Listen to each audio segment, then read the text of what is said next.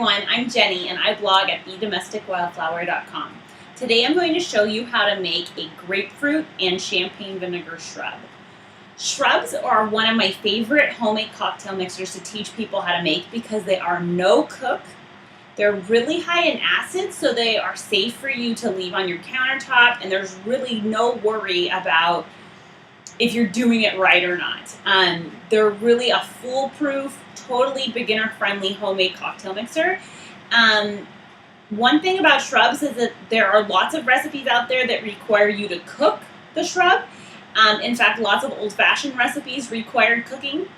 And there's lots of recipes that are no cook. And all the recipes I teach and write about on the blog and share in my cocktail mixers course, Wildflower Mixology, are no cook.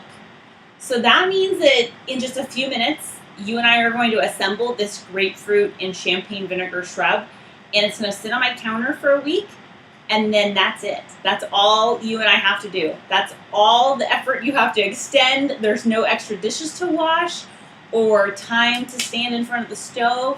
It really is that fast and simple. So today I've taken one grapefruit and sliced it. Whoops.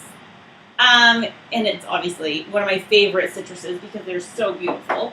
And I'm going to put the whole grapefruit, I sliced it into slices that are about 1/2 inch thick. I'm just going to slide them in there. And if you see seeds, you can leave them, or you can pick them out if you wanted, but there's no need to worry about them. One whole grapefruit into, this is a 1/2 gallon mason jar. The quintessential mason jar that you would see, or the one that you would think of the most readily, is a wide mouth quart, probably. This is a wide mouth 1/2 gallon, so it's extra big. Because grapefruits are a really juicy fruit, I am not going to let the sugar sit on top of this for overnight. Some recipes require or ask of you to cover the fruit or vegetable with sugar and let it sit for an hour. For example, I have a recipe on my blog to make that teaches you how to make a pineapple core shrub, and in order to pull the juice out of a pineapple core, you really need to let the sugar sit and macerate and pull all the juice out overnight. Same with rhubarb. It's amazing how much juice is inside a rhubarb stalk if you give sugar a chance to work. But with grapefruit, we don't need to do that, right? It's really juicy.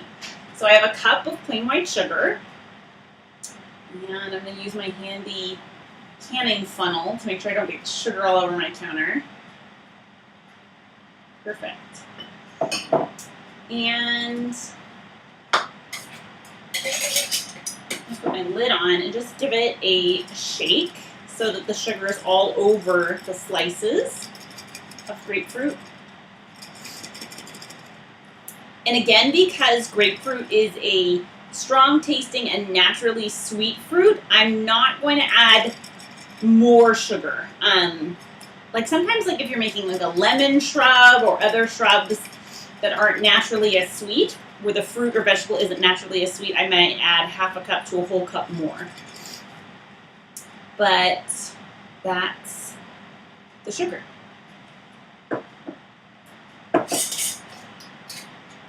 So there's lots of different kinds of vinegars out there, and the one vinegar that I use the most frequently probably in shrubs is apple cider vinegar. But there are other kinds of vinegars that are more mild tasting and aren't as strong tasting. And which vinegar you choose really is just a matter of personal preference. Champagne vinegar is what I have today, and it comes in this teeny tiny bottle in my local grocery store. I'm sure you can get it in different sizes and different bottles.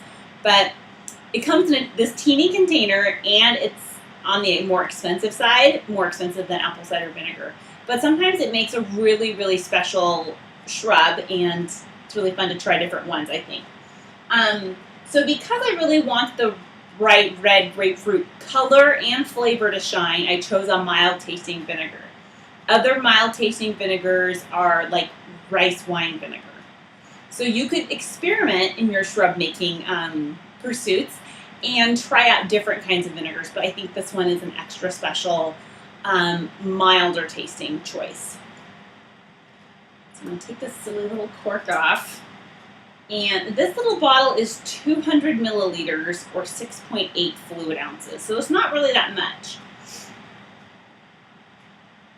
I'm going to cover up my grapefruit.